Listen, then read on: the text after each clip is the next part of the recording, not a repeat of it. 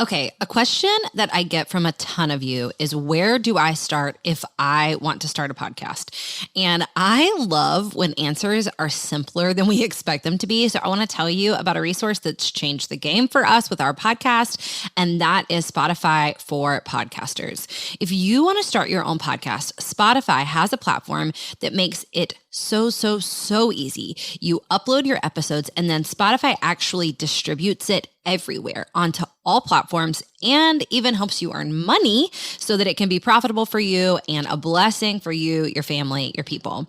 Spotify for Podcasters lets you record and edit your podcast literally from your phone or your computer. So if you don't have a fancy setup, it's okay. You can immediately get started today. Then again, you distribute it to Spotify and everywhere else that podcasts are available. You can also do video podcasts, which sounds like a dream to me. And when you want to take conversations with your people to the next level, you can do Q&A and polls, all sorts of fun things. You can earn money with ads and podcast subscriptions, or you can just get started using what you've got for the good of others and the glory of God. Check out Spotify for Podcasters. I use it. I love it. I highly recommend it. Download the Spotify for Podcasters app. I have it on my phone, highly suggest, or go to spotify.com/podcasters to get started today.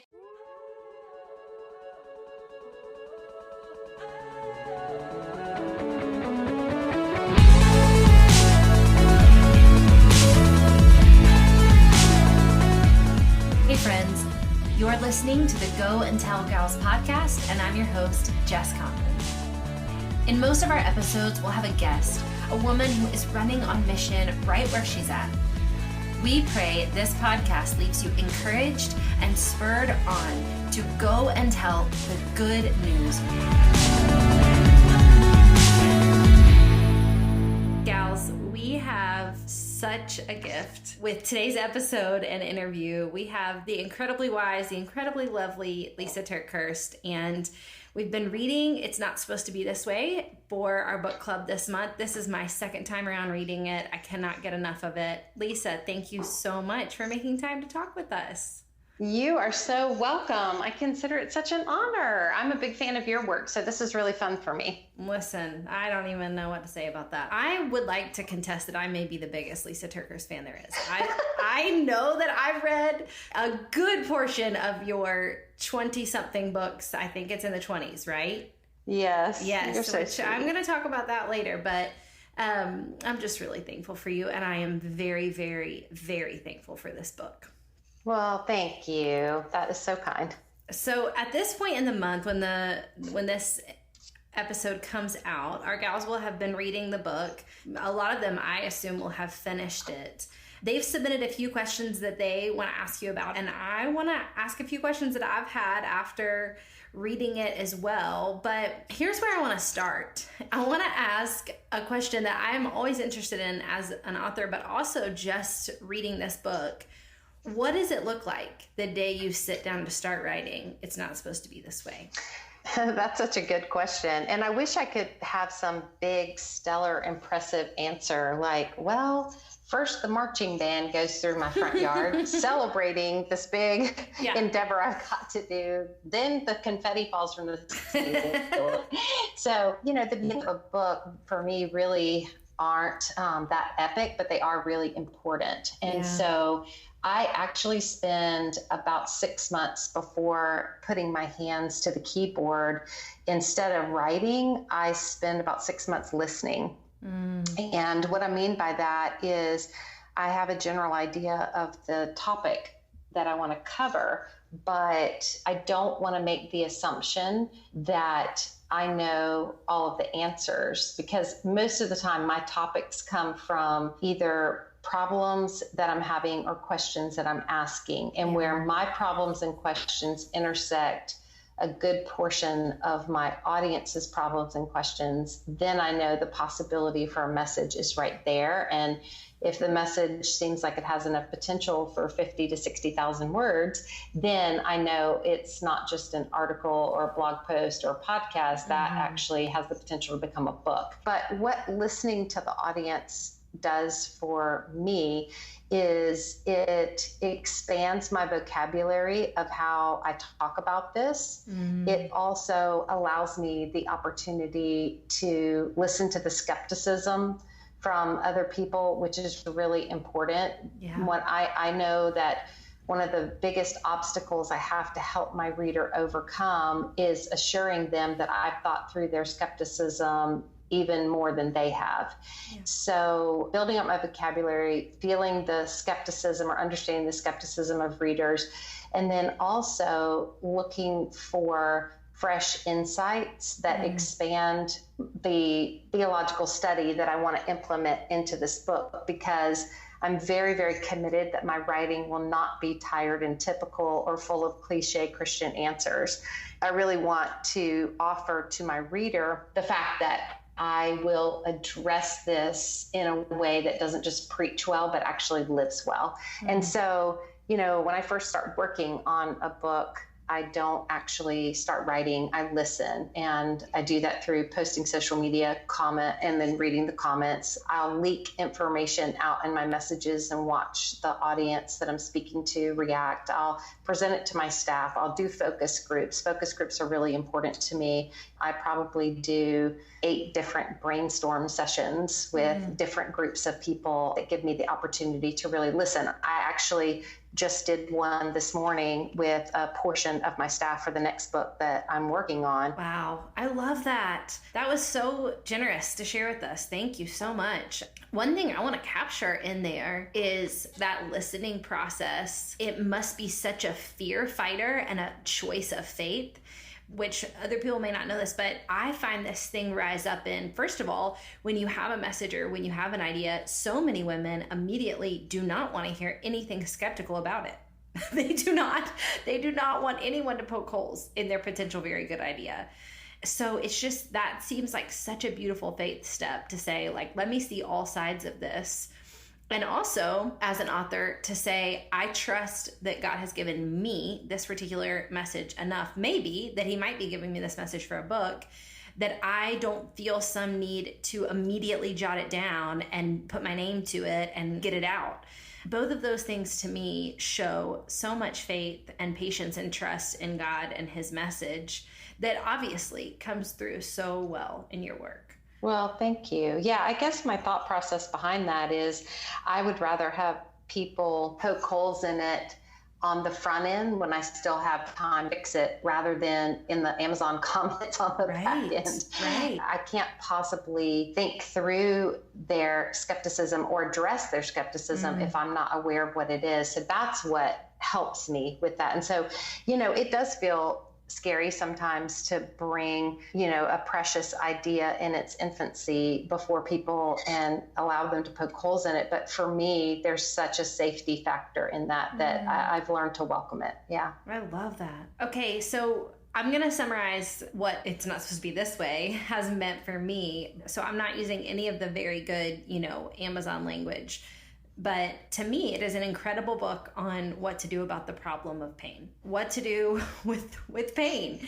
And we went to our podcast listeners and said, hey, what do you guys want to hear from Lysa? And so many women asked this question in a million different forms. But how was it writing about a season that was so incredibly painful? Was it therapeutic? Was it hard?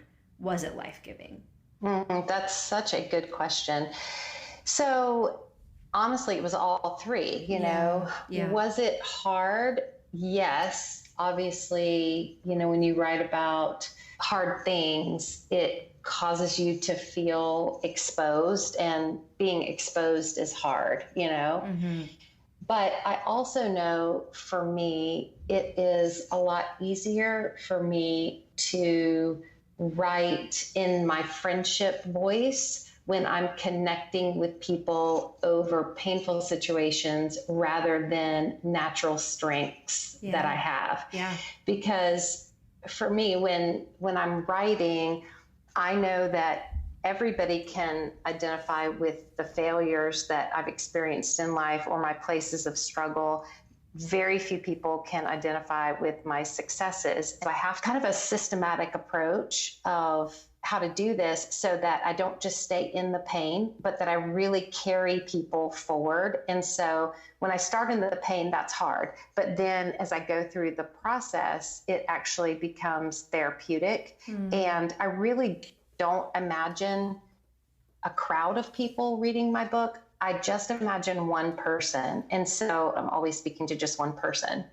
But I give you a little insight in this. So if I'm starting with my pain, I know that other people are in pain, but they may not identify exactly what the problem is. So I have to carry people from the pain that they're feeling to identifying the actual root of that pain, which is the problem. So I have to carry people pain to problem. Then I need to carry them from that problem into the possibility that there are solutions, there are answers to the problems that they're having and the questions that they're asking. So I carry them from pain to the problem to possibility. And then I've got to make sure to not just cast the vision that it's possible to change. The next step is increasing the probability of them actually being able to change too. Yeah. Now I'm taking them pain to problem, problem to possibility, possibility to probability. Then I know I've got to carry them from probability, knowing that they can take the first few steps all the way to process, which is showing them how to get some momentum around new habits or new ways of thinking. Now we've gone from pain to a problem, problem to possibility, possibility to probability, probability to process. Now I've got to get them from the process to progress, where actually we're meeting goals. And the most important thing is suddenly now we have this desire being birthed in our heart. We've made so much progress at this point. Now we have this desire that's building in our heart to help others who are all the way back where we were in pain. And that's the point where progress turns into purpose. And that completes the cycle. So for me, taking people from pain to purpose is really crucial. And if I can do that, especially around the hard things, you see, it's like that's where the therapeutic side comes from, because as I'm helping other people, I'm turning my own pain into purpose. Yeah. So I didn't include any questions about this, and I don't even know that I have that many questions to ask, but I got to pause right here and say, I think the average reader of yours or follower online could gather this, but I have had a firsthand look at this in so many different areas. And the thing is, you are not just an incredible writer and an incredible minister of the gospel, but you are wildly strategic and wise about processes and how to help people. And I know so many friends who look to you, look to Proverbs 31, look to what you've done. I mean, all of that you just said is going to be mind-blowing for someone who wants to write or who wants to start a ministry. And I think if I have a question in any of it is, did you always know that you had also the gift of strategy and wisdom regarding this business, ministry, how to gather and encourage women? Or did it come like with the faithfulness and the obedience? Well, I'll tell you, maybe God hardwired inside of me the propensity for strategy, maybe. But honestly, let me just tell you where my strategy comes from. It comes from my coping mechanism to not freak out. Yeah. So I have a lot of vision for things that could be.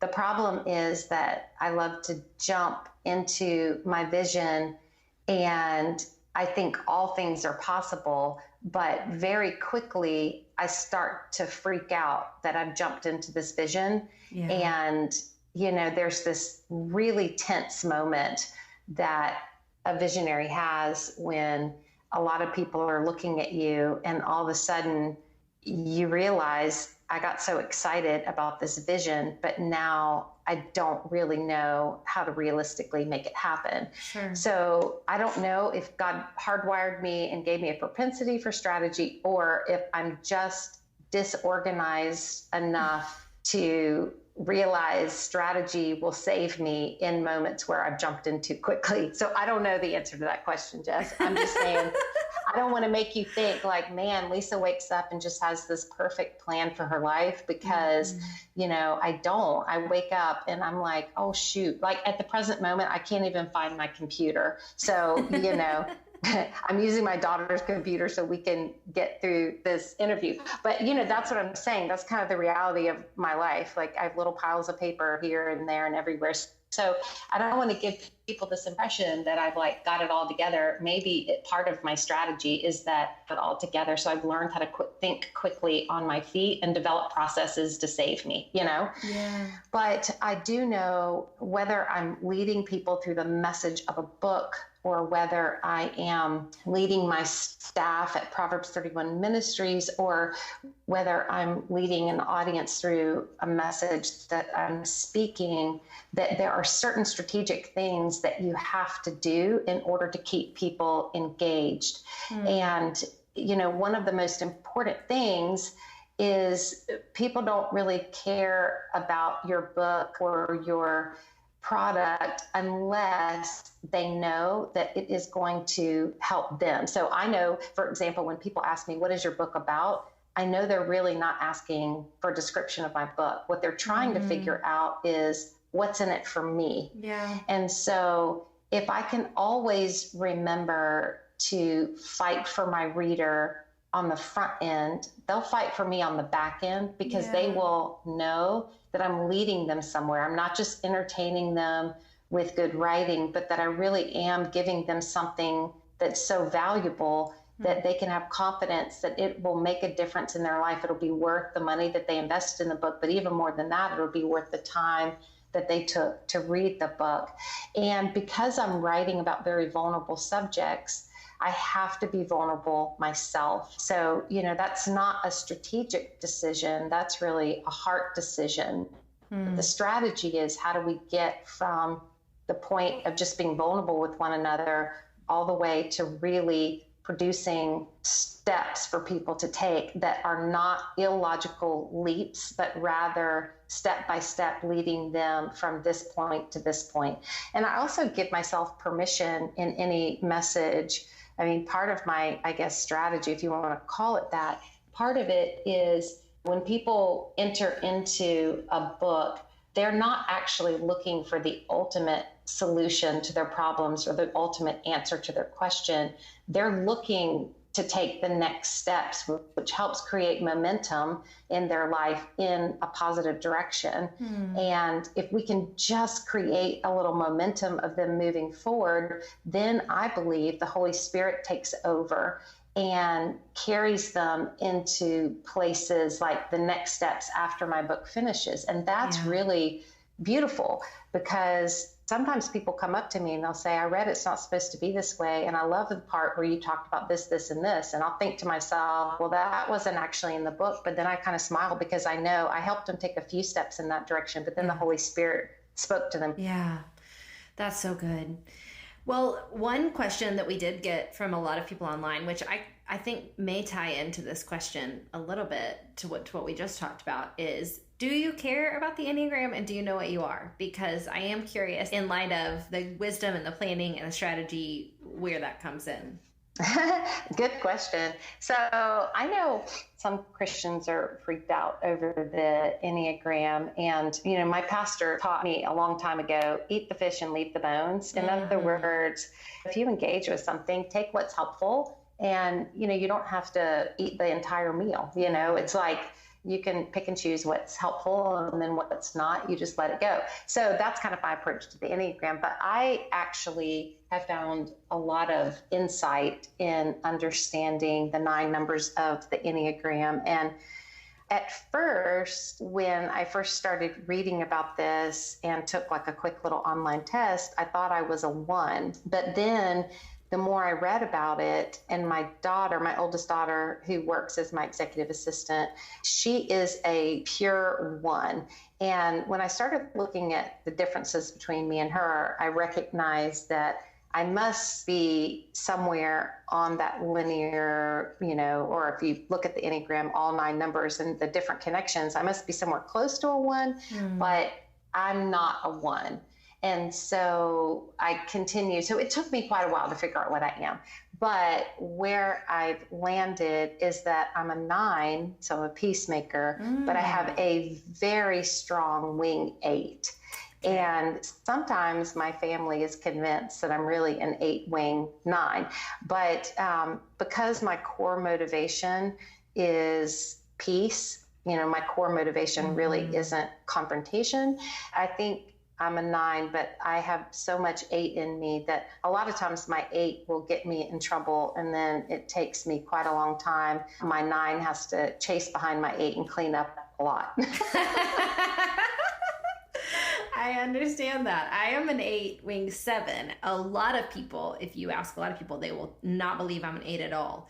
And it's because I let my 7 do the welcoming, and my 8 doesn't come out until we're really close. Yeah, so there you go. Yeah, I love that. That's really beautiful. Go and Tell Gals, what we talk about is really using what you've got for the good of others and the glory of God. And this is my drumbeat, my heart, my passion is to help women see when they are really driven by, of course, giving God glory. But that's not a foregone conclusion for so many of us. And it does take a lot of heart checking of like, am I doing this for his glory? But also really focused on others, just how much energy and vision and passion and tenacity that will give us when we are focused on others. And I know that you do not write a book like this unless you are massively devoted to the good of others. And obviously that comes through not only in your writing, but even just hearing all that you shared about the process for you. And so a question I have is, I don't know where this point happens for you. For me, it's not when I start writing. It's not even in the middle of writing. Usually it's sometime after I'm done writing a book.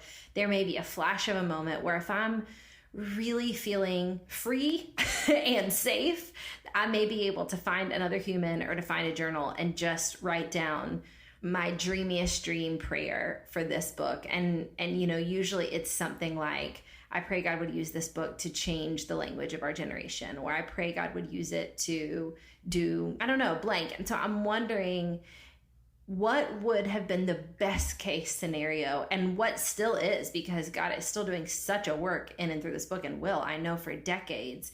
Is there like a dreamiest prayer for your reader that you would hope that God would do in their life after reading it? Yeah, I think I probably have 3 for the book. It's not supposed to be this way. One is, I hope it really does help people who are asking those very understandable questions. Why me? Why this? Why now? Why God? Yeah. To be okay with asking those questions and not feel so much guilt around asking those questions, but also to make peace that God doesn't want to be explained away. He wants to be invited in. And so sometimes we want answers to those questions so that we can explain away the process of whatever it is the Lord's taking us through, or that we can, explain away what God is doing. But I pray that people learn to just stand in the midst of their pain and invite God in, and not feel like the only way to make peace with God is if God gives them answers to their questions, or if God provides the exact outcome they expected. And, when we talk about in the introduction, I get very attached to outcomes of my own making, and I've had to make peace with just inviting God in. So that would be one of my prayers is, God doesn't want to be expected away, but he wants to be invited in. The second prayer that I would probably have is to give people back a little spiritual orientation of understanding life between two gardens, Yes. And for me, this has helped me look at different hard events in my life and go, well, of course I feel disappointed, or of course this is happening. This is life between two gardens. And, that's not a negative view on life. It just helps me keep my spiritual orientation that this isn't all there is, Yeah. And sometimes we feel there because we start to feel like this is all there is. But when I remember I am doing life between two gardens, and I am headed to a place where things will be perfect again, but I'm just not there yet. So just helping people regain their spiritual orientation, I think, is really important. And then the third big hope for this book, and it's probably a very, very simple thing, and that is, I just wanted people to not feel so alone, especially women who have had the exact same experience as me. Now, obviously, I wrote it for everyone to be able to use to process their disappointments and disillusionments and devastations. Yes, all of that. And you don't have to have the same story as me to get, a lot of the book. But for those women who really have hurt in the way that I've hurt with, their marriage because their husband had an affair, I just know how alone you can feel. And I just really wanted them to know you're not alone. Mm-hmm. Absolutely. Well, I love that. The idea of being in between two gardens, I would say my most, personal answer is God really answered that prayer for me in reading the book. And that kind of ties into my next question, which is kind of personal for me. I hope it won't be too personal for you. But this is something I often think about, and for whatever reason, God really jumped up and worked on my heart through reading It's Not Supposed to Be This Way, is the idea that everyone's encountered pain, and some of us have, encountered what feels like unthinkable pain.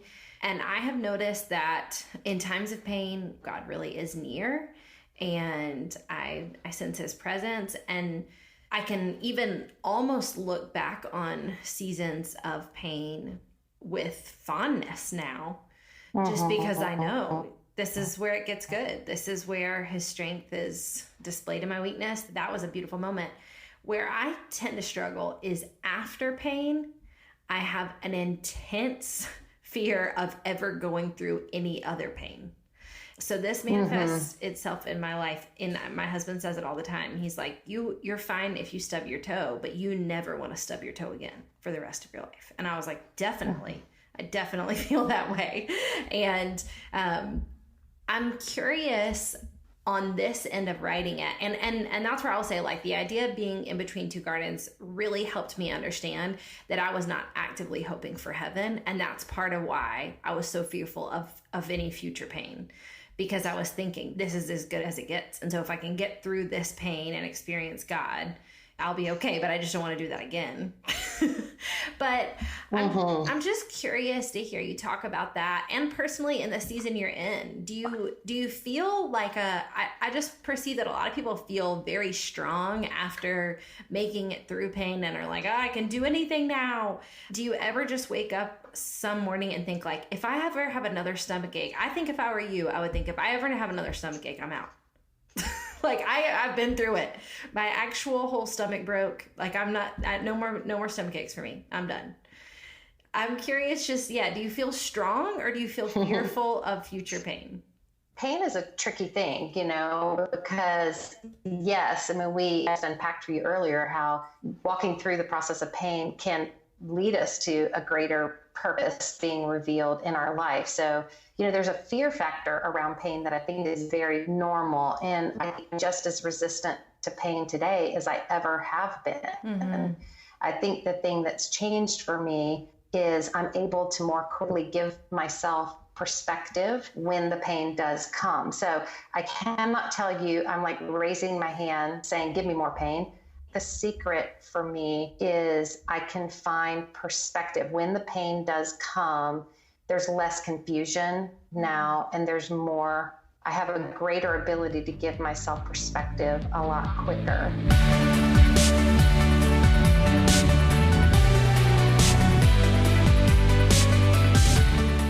Hey friends, you might have heard me talk recently about Dear Heart Designs. They're a jewelry and accessory company that I've just come in contact with that I am loving. They make incredible, beautiful pieces of jewelry that also give back to women around the world. Every single month, they choose from a pool of applicants that are in need of support or funding for their mission trips, their adoptions, or just unpaid causes. And a portion of every single purchase from that month goes back to support the selected woman on mission. They've helped, again, pay for adoptions, for mission trips, and just a variety of other needs around the world.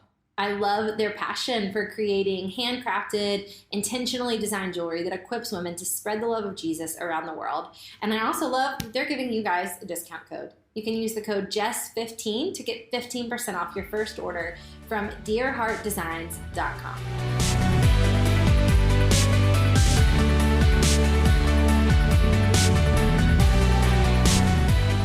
So a few people asked this online, and I'm curious if you have an answer. If you wrote the book today, if you sat down to write, it's not supposed to be this way today, is there anything you would change or add?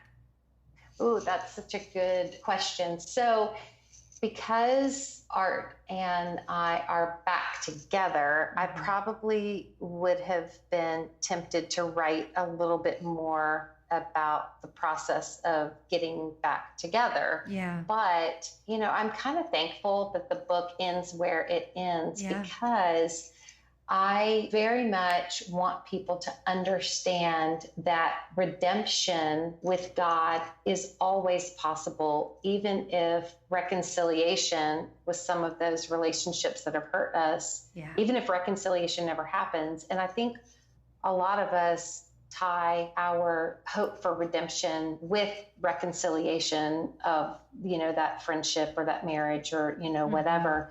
So I'm thankful that the hope of the book doesn't rise and fall on Art and I getting back together. The hope of the book is really the process of me discovering redemption is possible, even in the midst of the unknowns. So, what was interesting about the timing of the book is, of course, when I started writing it, I didn't know how it was going to turn out with Art. And I had no idea I was going to get diagnosed with breast cancer. So the day I turned the book in, I turned the book in very, very early on a November morning. And I literally sent the book to the publisher and got in my car and drove to the hospital to have my double mastectomy. And so there was this sense that, I remember thinking, I wonder if I will even be alive by the time we go through edits, or I wonder if I'll even be alive by the time the book comes out. But I can't say that I would have changed anything, because I think part of the stress of people going through pain is living in the messy unknown. And I think this book allows people to just sit in that tension with me and see it is possible to discover God's redemption, even if you don't know the outcome of your circumstances. Yeah, absolutely. It does do that. It gives him so much glory and so much power and takes so much of that power away from pain. And I'm so grateful for that. Okay, last question, which we did not prep you for, but I have to ask for you to tell a story that I have heard told of you and that I have repeated, and I think I've not told it well. So I would love to hear it from your actual truthful lips, because I think I may have not be telling your story right. But I've heard people mention your process to publishing took many tries. Is that true? Will you tell? It is so true. Tell a tiny bit about that, because I just walked into this world a few years ago, and the tenacity and the confidence that I had to have in God's call on my life, even just a few years ago, it feels so different than even today. I don't know. I feel like we're just in a microwave season of women believing that God's call in their life may happen very quickly, or like it should have already happened, or, that you can just do X, Y, and Z and grow a platform really quickly. And the internet, the way culture is right now, the way media is, it's just there's so much pressure to make things happen so quickly.